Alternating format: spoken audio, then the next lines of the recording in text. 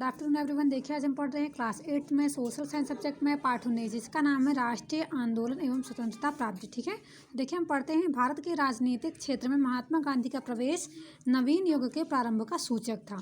1919 ईस्वी के बाद महात्मा गांधी ने भारतीय राजनीति और राष्ट्रीय आंदोलन को नया स्वरूप प्रदान किया। इसके बाद उनके नेतृत्व में अनेक आंदोलन हुए। तो देखिए सबसे पहला क्या हुआ इसमें, रॉलेट एक्ट। भारत में क्रांतिकारियों के प्रभाव को समाप्त करने तथा राष्ट्रीय भावना को कुचलने के लिए ब्रिटिश सरकार ने न्यायाधीश सर सिडनी रॉलेट की अध्यक्षता में एक कमेटी नियुक्त की एवं कमेटी ने 1918 ईस्वी में अपनी रिपोर्ट प्रस्तुत की। कमेटी द्वारा दिए गए सुझावों के अंतर्गत केंद्रीय विधानमंडल में फरवरी 1919 में 2 विधेयक पारित किए गए। इन विधेयकों को रॉलेट एक्ट के नाम से जाना गया। भारतीयों द्वारा विरोध करने के बाद भी यह विधेयक 8 मार्च 1919 ईस्वी को लागू कर दिया गया। ब्रिटिश सरकार द्वारा क्रांतिकारियों के मुकदमों में जल्दी सुनवाई एवं अपील का अधिकार छीनने के उद्देश्य से रॉलेट एक्ट पास किया गया। इसके अंतर्गत राजद्रोहात्मक गतिविधियों के संदेह में किसी भी व्यक्ति को बिना मुकदमा चलाए बंदी बनाने, उससे जमानत लेने व अन्य कार्यों पर प्रतिबंध लगाने का अधिकार सरकार को प्राप्त हो गया। इसमें सरकार को बिना वारंट के क्रांतिकारियों की तलाशी एवं गिरफ्तार करने की शक्तियां प्रदान की गई, जिसके निर्णयों की अपील नहीं हो सकती थी। इसके विरोध में पूरे देश में 1 दिन का उपवास रखा गया तथा दुकानें बंद रहीं, हड़तालें हुई। सरकार ने दमन नीति अपनाई, अतः 6 अप्रैल 1919 का दिन राष्ट्रीय अपमान दिवस के रूप में मनाया गया। फिर देखिए जलियांवाला बाग हत्याकांड। गांधी जी तथा अन्य नेताओं के पंजाब प्रवेश पर प्रतिबंध लगे होने के कारण वहां की जनता में बड़ा आक्रोश उत्पन्न हुआ। यह आक्रोश उस समय अधिक बढ़ गया जब पंजाब के 2 लोकप्रिय नेता डॉक्टर सत्यपाल एवं डॉक्टर सैफुद्दीन किचलू को अमृतसर के डिप्टी कमिश्नर ने बिना किसी कारण से गिरफ्तार कर लिया। इसके विरोध में जनता ने एक शांतिपूर्ण जुलूस निकाला। पुलिस ने जुलूस को आगे बढ़ने से रोका, लेकिन रोकने में सफल न होने पर गोली चलाने का आदेश दिया। तत्पश्चात जुलूस ने उग्र रूप धारण किया, सरकारी इमारतों में आग लगा दी। अमृतसर की स्थिति से घबराकर सरकार ने 10 अप्रैल सन 1919 को शहर का प्रशासन सैन्य अधिकारी ओ डायर को सौंप दिया। वहाँ के सैन्य अधिकारी कौन थे? O Dyer. सभा के आयोजनों एवं प्रदर्शनों पर रोक लगा दी गई, मगर इसकी सूचना जनता को नहीं दी गई। 13 अप्रैल सन 1919 को बैसाखी के दिन शाम को करीब 4:30 बजे अमृतसर के जलियांवाला बाग में एक आम सभा का आयोजन हुआ, जिसमें लगभग 10,000 लोग सम्मिलित हुए। जनरल डायर लगभग 400 हथियारबंद सैनिकों के साथ सभा स्थल पर पहुंचे और बिना पूर्व चेतावनी के भीड़ पर तब तक गोलियां चलाईं जब तक गोलियां समाप्त नहीं हो गईं, जिसमें हजारों लोग मारे गए और बड़ी संख्या में लोग घायल हुए। जलियांवाला हत्याकांड की जांच के लिए अनेक आयोग नियुक्त किए गए। जनरल डायर को पद से हटा दिया गया, मगर उसकी निंदा नहीं की गई। उसको ब्रिटिश साम्राज्य के रक्षक के रूप में देखा गया। ब्रिटिश सरकार द्वारा उसको एक तलवार और बहुत सा धन पुरस्कार के रूप में दिया गया। क्यों दिया गया? क्योंकि इसने क्या किया था, जो महात्मा गांधी के जलियांवाला बाग कांड था ना, है ना, तो उसमें इसने जिनको मारा था वो सब क्या थे? हिंदू थे। और ये ब्रिटिश सरकार का वो था, है ना। तो क्या हुआ, ब्रिटिश सरकार इससे खुश हुई और उसको इसने क्या दिया उपहार में? एक तलवार और बहुत सारा धन। 1919 से 1922 के मध्य अंग्रेजों के विरुद्ध 2 आंदोलन चलाए गए। कौन कौन से थे? खिलाफत एवं असहयोग आंदोलन। फिर तो पहले आता है हमारा खिलाफत आंदोलन। प्रथम विश्व युद्ध में इंग्लैंड ने तुर्की को पराजित कर वहाँ की जनता पर अत्याचार किए। खलीफा को उसके पद से हटाने का निर्णय लिया गया। तुर्की में किए गए ब्रिटेन के इस कार्य की भारत के मुसलमानों ने घोर निंदा करते हुए अंग्रेजों की खिलाफत की। भारत में 1919 में मोहम्मद अली, शौकत अली, मौलाना आज़ाद के नेतृत्व में खिलाफत कमेटी का गठन किया गया, जिसका मुख्य उद्देश्य अंग्रेज़ों के द्वारा तुर्की के खलीफा को पद से हटाने तथा मुसलमानों की भावनाओं को ठेस पहुंचाने का विरोध करना था। गांधी जी एवं कांग्रेस के सदस्यों ने खिलाफत आंदोलन में मुसलमानों को पूर्ण सहयोग देने का वचन दिया। फिर देखिए आता है सहयोग आंदोलन। प्रथम विश्व युद्ध में भारतीयों ने अंग्रेजों का तन मन धन से सहयोग किया। गांधी जी द्वारा युद्ध के दौरान अंग्रेजों को दिए गए सहयोग के कारण उन्हें केसर ए हिंद की उपाधि दी गई। गांधी जी अभी तक अंग्रेजों के साथ पूर्ण सहयोग के पक्षधर थे, किंतु 1918 ईस्वी के बाद घटित हुई कुछ घटनाओं के कारण वह सहयोगी से असहयोगी बन गए। यानी पहले गांधी जी भी क्या करते थे, उनका सहयोग देते थे, है ना, क्योंकि गांधी जी क्या थे, सत्य और अहिंसा के रास्ते पर चलते थे, तो वो उस टाइम तक क्या करते थे, उनका सहयोग करते थे। और फिर जब ये 1918 में घटना हुई तो उसके बाद क्या हो गया, उन्होंने भी उसका साथ देना छोड़ दिया ब्रिटिश सरकार का। ब्रिटिश सरकार द्वारा युद्ध के दौरान किए गए वादों से मुकरना, वो क्यों असहयोगी बन गए थे, ये उसके कुछ कारण थे, है ना। पहला कारण क्या था, ब्रिटिश सरकार द्वारा युद्ध के दौरान किए गए वादों से मुकरना। दूसरा, रॉलेट एक्ट के द्वारा भारतीय जनता पर तरह तरह के प्रतिबंध लगाए गए। तीसरा था जलियांवाला बाग हत्याकांड। फिर चौथा था प्रथम विश्व युद्ध के बाद भारत की दैनिक आर्थिक स्थिति, बेरोजगारी और वस्तुओं के मूल्यों में अत्यधिक वृद्धि। और पांचवा था खिलाफत का प्रश्न।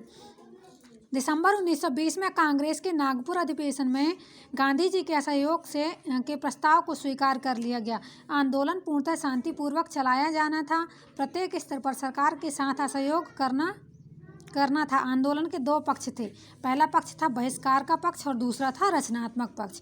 तो पहला पक्ष देखते हैं हम, बहिष्कार का पक्ष में क्या क्या था। इसमें सरकारी पद व उपाधियों का परित्याग, यानी जितने भी सरकारी पद थे जो ब्रिटिश सरकार के द्वारा दिए गए थे उन सब का क्या करना था, त्याग करना था, और उनके द्वारा जितनी उपाधि दी गई थी उनको भी सब क्या कर रहे थे, छोड़ रहे थे।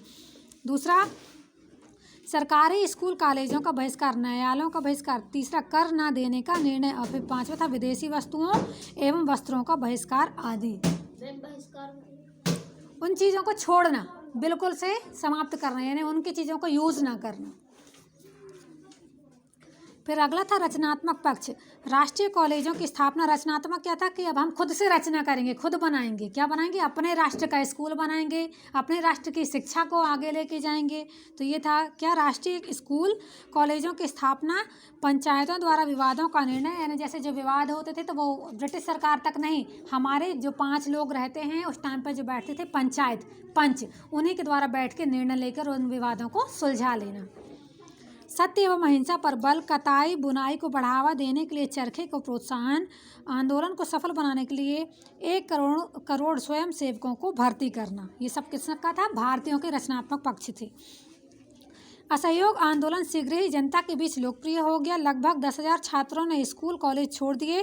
काशी विद्यापीठ, बिहार विद्यापीठ, महाराष्ट्र विद्यापीठ आदि संस्थाएं स्थापित की हुई। संपूर्ण देश में असहयोग आंदोलन को सफलता मिल रही थी। बच्चे, युवा, वृद्धजन एवं महिलाओं में अपार जोश था। वकालत छोड़ने वाले लोगों में पंडित जवाहरलाल नेहरू, M.R.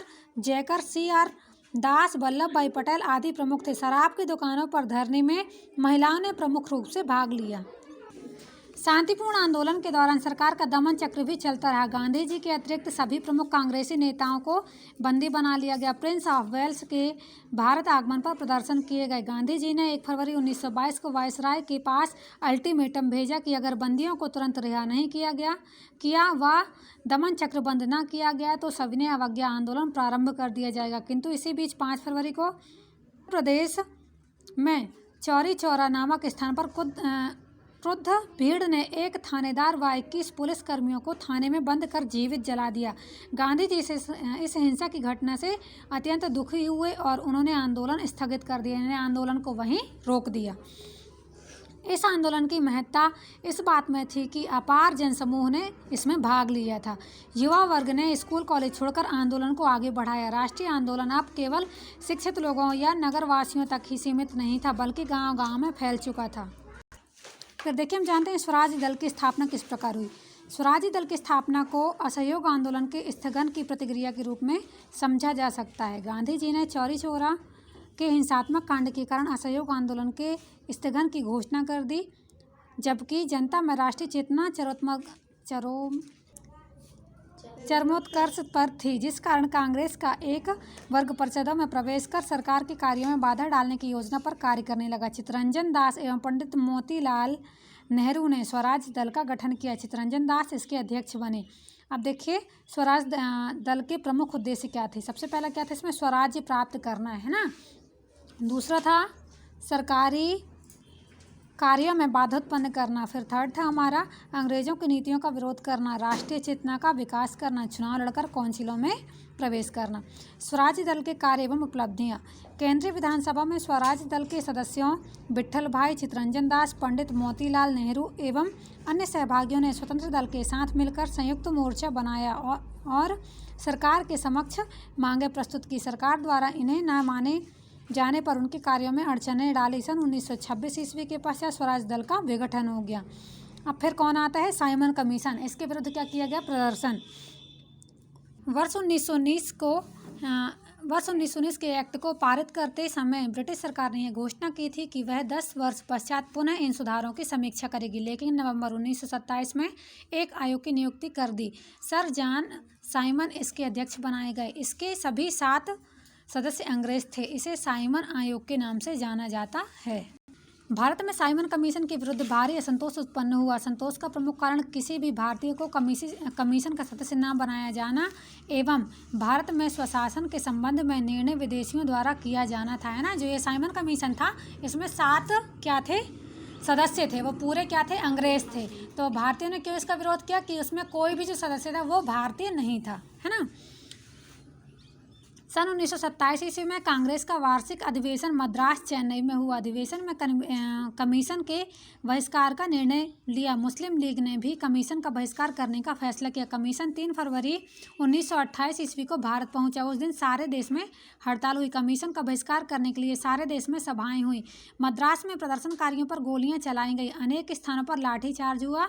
कमीशन जहां भी गया वहां उसके विरुद्ध जबरदस्त प्रदर्शन हुआ। अंततः सारे देश में साइमन वापस जाओ का नारा गूंज उठा। पंजाब केसरी। लाला लाजपत राय की पुलिस ने निर्दयता से पिटाई की। जख्मी लाला लाजपत राय की कुछ दिनों बाद मृत्यु हो गई। लखनऊ में अन्य प्रदर्शनकारियों के साथ पंडित जवाहरलाल नेहरू और गोविंद वल्लभ पंत को भी पुलिस की लाठियां खानी पड़ी। साइमन कमीशन के विरुद्ध किए गए आंदोलन ने एक बार फिर से भारतीय जनता की एकता और स्वतंत्रता प्राप्त करने के संकल्प को व्यक्त किया। फिर देखिए क्या, लाहौर अधिवेशन को एक पूर्ण स्वतंत्रता का प्रस्ताव। दिसंबर 1929 ईस्वी में रावी नदी के तट पर लाहौर में कांग्रेस का वार्षिक सम्मेलन प्रारंभ हुआ। अधिवेशन की अध्यक्षता पंडित जवाहरलाल नेहरू कर रहे थे। 31 दिसंबर 1929 की अर्धरात्रि में भारत के लिए पूर्ण स्वतंत्रता का प्रस्ताव पारित किया गया। गांधी जी को एक नवीन आंदोलन चलाने के समस्त अधिकार दिए गए। इन्होंने कौन सा नवीन आंदोलन चलाया? सविनय अवज्ञा आंदोलन। तो देखिए सविनय अवज्ञा आंदोलन में क्या हुआ? गांधी जी ने नमक को आंदोलन का आधार बनाने का निश्चय किया। ब्रिटिश सरकार द्वारा नमक कर में अत्यधिक वृद्धि कर दी गई थी। निर्धन लोगों के लिए नमक का कर क्रय कठिन हो गया था, यानी जो निर्धन व्यक्ति थे, गरीब, वो नमक खरीद नहीं पा रहे थे। गांधी जी ने सरकार को 11 सूत्री मांगे लिखकर भेजी, जिनमें नमक कर को कम करना प्रमुख मांग थी। मांगे न माने जाने की स्थिति में 12 मार्च 1930 ईस्वी को गांधी जी द्वारा नमक कानून तोड़ने के लिए दांडी यात्रा प्रारंभ की गई। उनके साथ 78 यात्रियों ने भी साबरमती आश्रम से, जो साबरमती आश्रम है ना, कहाँ है ये? दिल्ली में है ना। यहाँ से कहाँ? दांडी के लिए यात्रा प्रारंभ कर दी। 24 दिन की यात्रा में संपूर्ण मार्ग गांधी में हो गया। अपार जनसमूह ने गांधी जी का स्वागत किया। 6 अप्रैल 1930 ईस्वी की प्रातःकाल को गुजरात में दांडी समुद्र तट से नमक एकत्र कर गांधी जी ने नमक कानून भंग कर दिया। साथ ही संपूर्ण भारत में स्थान स्थान पर नमक कानून भंग किया जाने लगा और सविनय अवज्ञा आंदोलन प्रारंभ हो गया, जिसमें शासन को कर न दिया जाना भी सम्मिलित था। नमक कानून तोड़ने के बाद सारे देश में सविनय अवज्ञा आंदोलन आरंभ हुआ। सविनय अवज्ञा आंदोलन के पहले दौर में सारे देश में नमक कानून तोड़ने की घटनाएं हुई। नमक कानून तोड़ना सरकार के विरोध का प्रतीक बन गया। सविनय अवज्ञा आंदोलन जितना जोर पकड़ता जा रहा था, सरकारी दमन चक्र में वृद्धि होती जा रही थी। लाठीचार्ज और गोली चलाने की घटनाएं अनेक स्थानों पर हुई। लगभग 1 लाख लोग जेल में डाले गए। बहुत से लोग पुलिस की गोली से मारे गए। इस आंदोलन में प्रथम बार महिलाओं ने खुलकर भाग लिया। फिर देखिए गांधी इरविन समझौता। आंदोलन की उग्रता को रोकने के लिए 5 मई 1930 ईस्वी को गांधी जी को बंदी बना लिया गया, मगर आंदोलन जारी रहा। सरकार ने गांधी जी को 26 जनवरी 1931 को जेल से मुक्त कर दिया और दोनों के बीच 5 मार्च 1931 ईस्वी को गांधी इरविन समझौता हुआ। समझौते के द्वारा आंदोलन कुछ समय के लिए स्थगित कर दिया गया। गांधी जी ने द्वितीय गोलमेज सम्मेलन में सम्मिलित होना स्वीकार किया। सरकार ने आंदोलनकारियों को जेल से मुक्त कर दिया। गांधी जी सितंबर 1931 ईस्वी में द्वितीय गोलमेज सम्मेलन में भाग लेने के लिए लंदन गए। ब्रिटिश सरकार की हठ धर्मी के कारण सम्मेलन विफल रहा और गांधी जी वापस भारत आ गए। यानी जहाँ सम्मेलन में गए थे वो वहाँ कुछ ऐसे जो लोग रहते हैं ना, जो अपनी अड़ी कर देते हैं कि ये चीज़ नहीं होना है, तो उनके कारण क्या हुआ, वो जो वहाँ सम्मेलन होना था वो सम्मेलन नहीं हुआ और गांधी जी भारत वापस आ गए। गांधी जी ने सविनय अवज्ञा आंदोलन पुनः प्रारंभ कर दिया। और क्या किया उन्होंने, फिर से जो सविनय अवज्ञा आंदोलन था उसको पुनः प्रारंभ कर दिया। फिर देखिए सांप्रदायिक पंच निर्णय।